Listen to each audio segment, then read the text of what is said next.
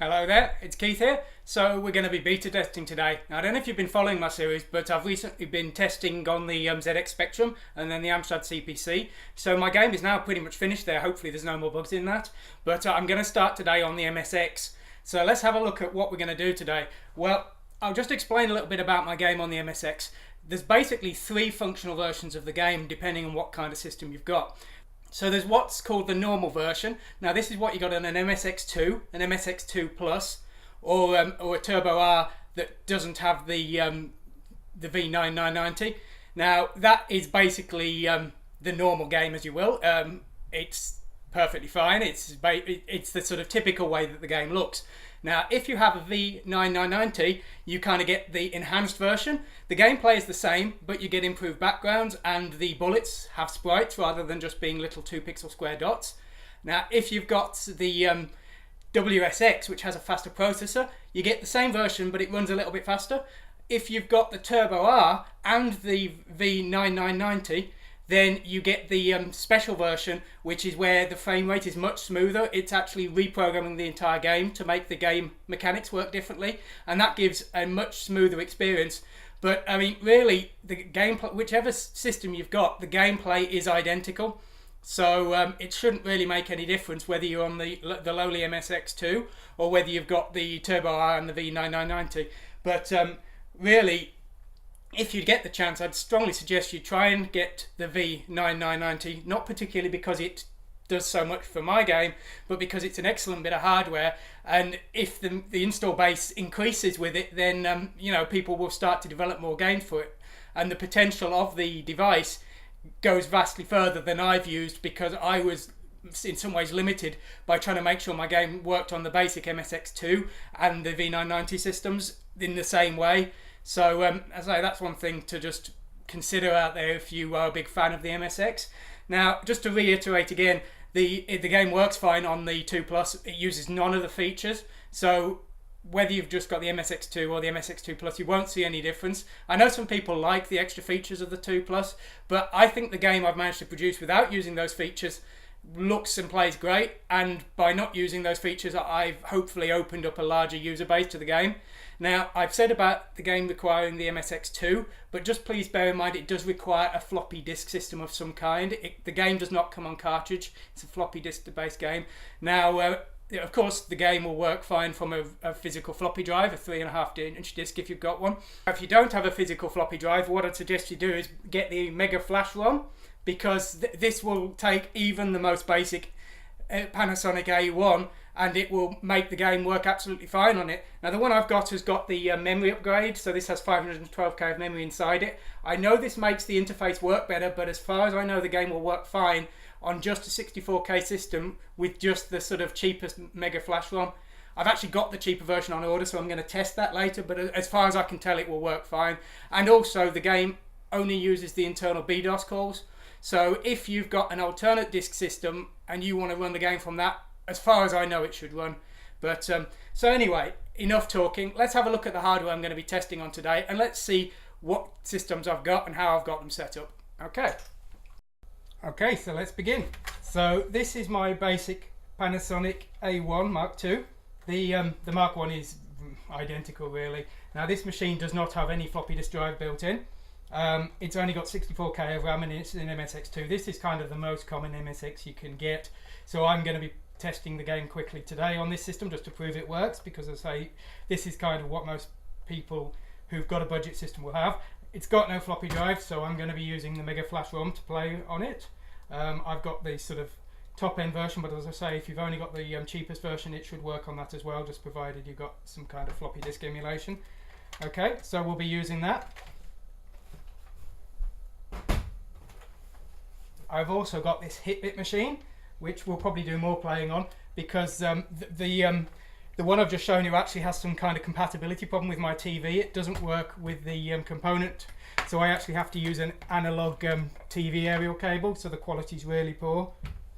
But so we'll probably do some more playing on this one, which is at a hardware level is identical. It's a 64k MSX2 with no floppy drive. So we'll do some more with that just to test this secure digital card emulator. Then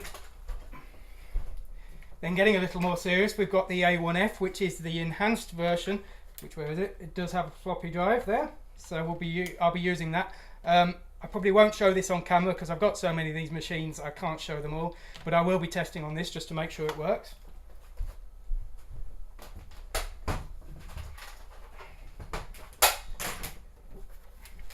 Now, going up in the world, we've got the MSX2 Plus here. This is another hit bit. It's got a built-in floppy drive, as you can see. It's 64K of internal memory again. It's a nice machine. I've already tested the game on this and it seems to work fine. So we won't be playing this because, as I say, the 2 Plus doesn't give any benefit, feature-wise benefit. So it's a great system, but it doesn't offer any enhancement.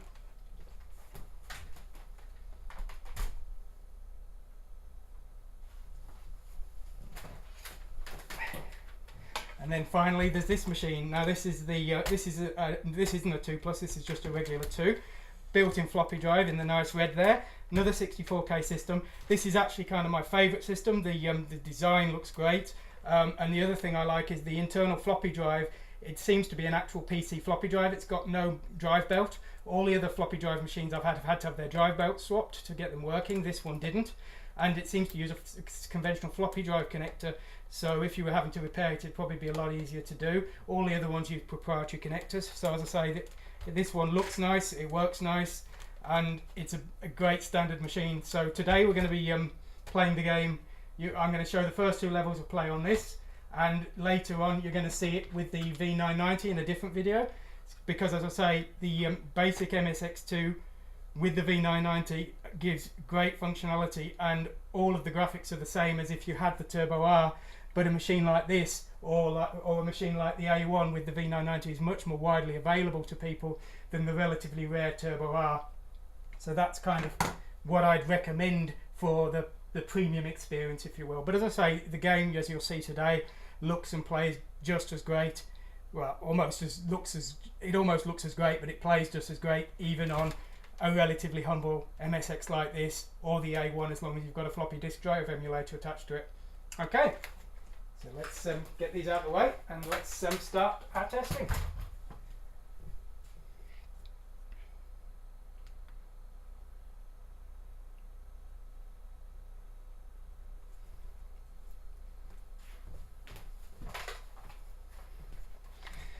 Okay then, so we're going to start with the lowly A1 here.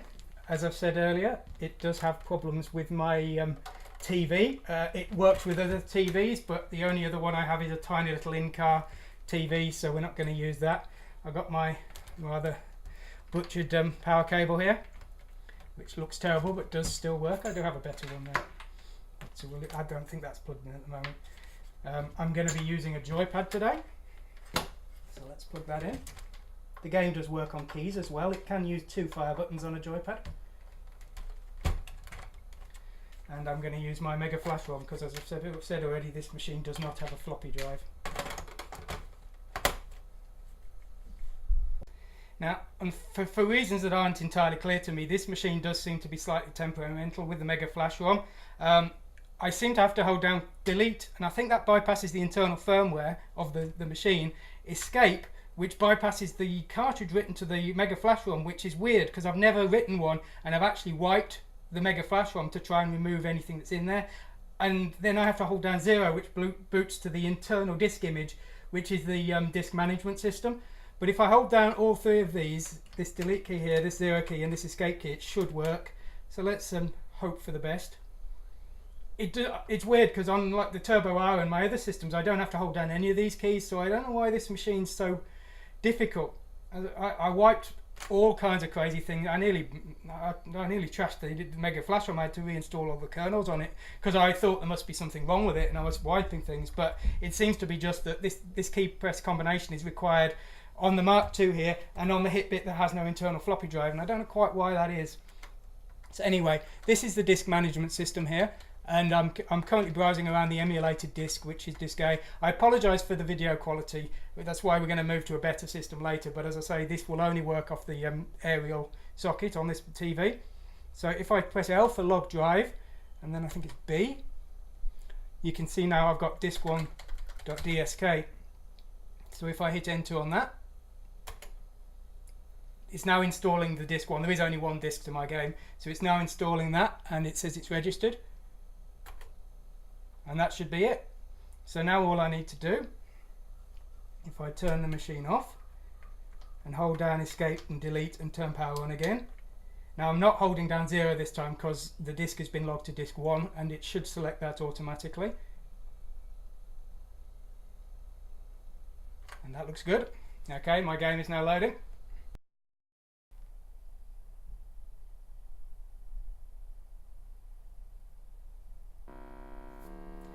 Okay. Now the audio is quite poor because of the connection, but I'll just show the game starting up just to prove it works.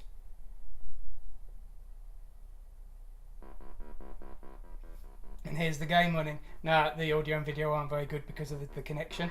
So what I'm going to do is I'm going to turn this off. I'm going to remove my Mega Flash ROM here.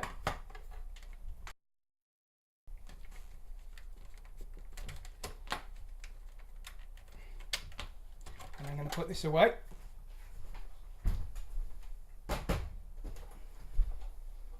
Now we're going to use this hit bit, which is functionally this basically very similar device. It's got all the same hardware specifications, and the only difference is my TV likes it. My TV actually likes the Mark 1, it's only the Mark 2 it doesn't like.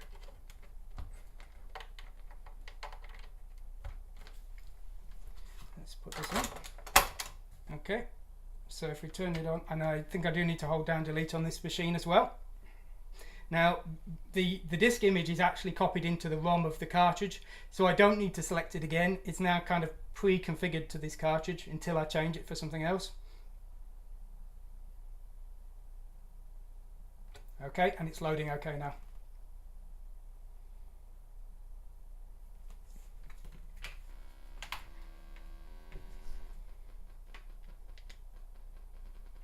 So the game on the MSX defaults to using the first joystick, and it does assume you've got a 2-button joystick, so if you're going to use it, please make sure you've got one.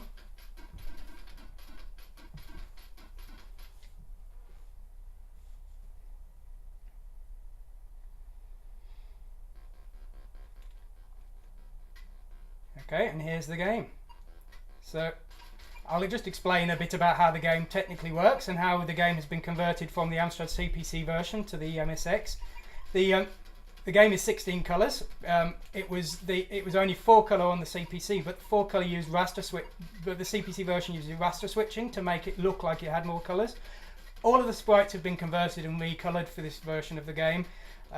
The game uses about an 8-colour constant palette, which is the same or roughly the same on all the levels, and then the remaining colours change depending on the level. You'll notice some of the sprites are transparent and others aren't. Some kind of delete the background, like that rock bird that flew past. This is because the sprites that aren't transparent are actually faster, and it was a bit of a challenge to make the game fast enough on the MSX. Or at least to match the CPC speed. So some of the transparency is sacrificed on the sprites that go around the middle of the screen, and it's only the top and bottom ones that have transparency, where they would show on the gradient quite significantly. Now on the playing and talking, on the V9990 version, all of the sprites will be transparent.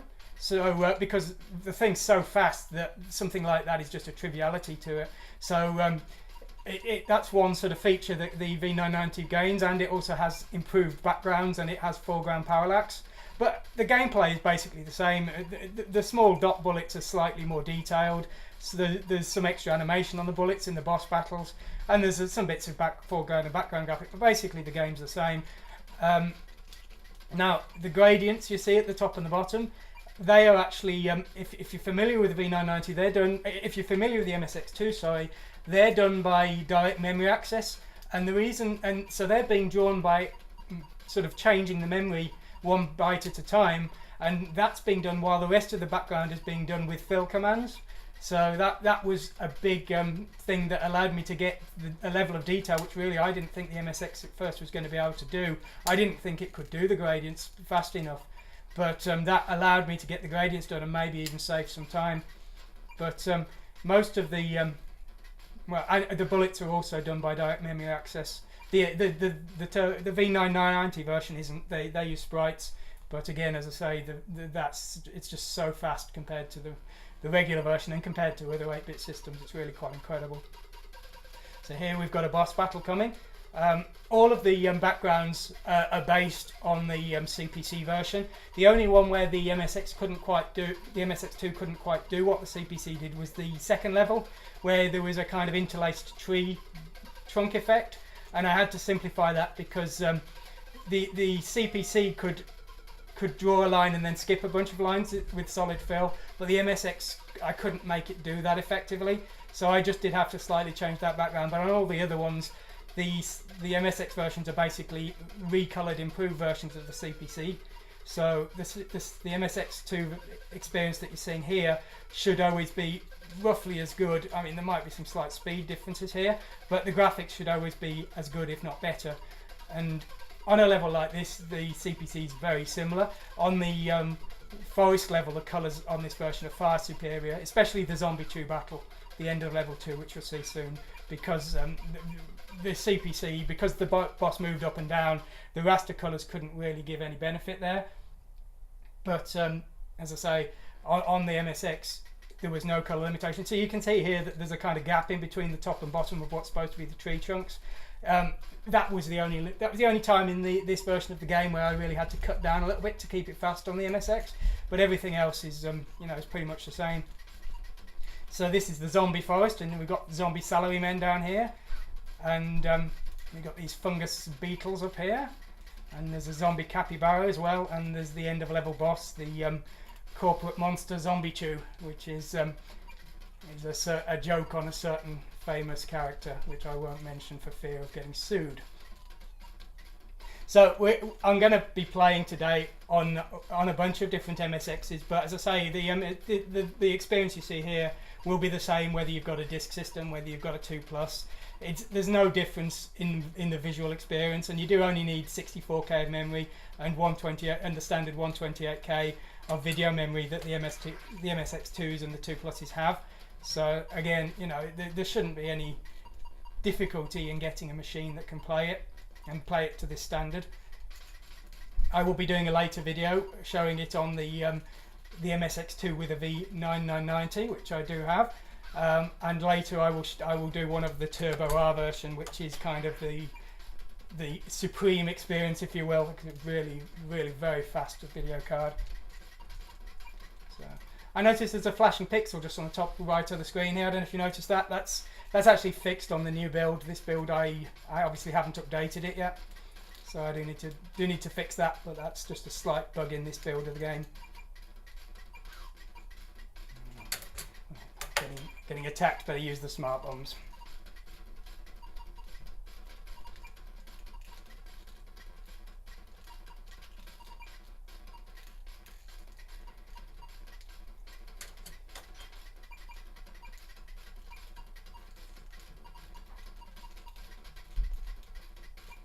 So as you can see, the game does manage quite an impressive number of bullets on screen. There's 256 bullets maximum on screen for all the enemies, and there's another 128 maximum for the player. So I think when I started doing the MSX programming, I wasn't familiar with the system at all, and I had a look around at the other games that were on the market for the MSX2, and I just sort of thought, I'm not sure I can actually do this. I don't think the system's. I can't see any games that have the amount of on-screen action that I'm looking to deliver that do a comparable job to the CPC version. So I'm really quite pleased with the result that I've got here. I think the speed and the on-screen action are imply that I've done a decent job with the restrictions that the MSX2 has with its VDP's screen writes, because of course the CPC used the screen memory mapped, so I was actually using the stack pointer to push data to the screen, and I do the same on the Spectrum, and that's very fast, and it's about twice the speed of out commands. And so firstly, the only option was to use the VDP's mem copies to speed things up, but even those, looking at the sort of tech specs on the paperwork, you just thought, I'm not sure this game's going to be fast enough. So, with variety of compromises, transparent and non-transparent sprites, filling bits of the screen black, and using things like the memory access to do the bullets and things, which are faster by doing that method. I have managed to get a pretty decent speed, and I think the MSX2 version now is actually slightly faster in most cases than the CPC, but it's certainly roughly as fast, and it looks probably better in most cases because, as I say, it's got 16 colours on screen at all times, whereas while the CPC Plus does have maybe 30 colours in very limited cases. In the worst case, this boss battle, it's only really got 4. Okay, so I'm going to pause the game now. I hope you've enjoyed watching today. I hope you'll consider buying the game because it's out for pre-order now. We'll have a look next time at another version of the game. If you've liked what you've seen today, please like my video because YouTube decided to delete one of my recent ones as spam, so I assume that means they think that all my videos are too similar and no one likes them. So yeah, if you want to see more, please consider doing that. Thanks for watching today, and goodbye. Okay, so I'm just going to have a quick test on this as well, just as an added bonus. So this, I'm using a physical floppy disk. You can see it's a high density disk with a bit of tape over it, and I just copied the data to this from a PC floppy drive, one of those USB things. That's all it needs. It's better to format the disk on the hit bit itself because I don't know if Windows does it right, but after that, it's very easy. So the game will play exactly the same as you just saw on this machine, but I just thought I'd show you the machine and just show you how I'm using it, just in case you're not familiar with it. So no memory upgrades at all, just the regular MSX2 as it is, and that should be it. But again, the gameplay is going to be identical to what you just saw. Okay, thanks for watching.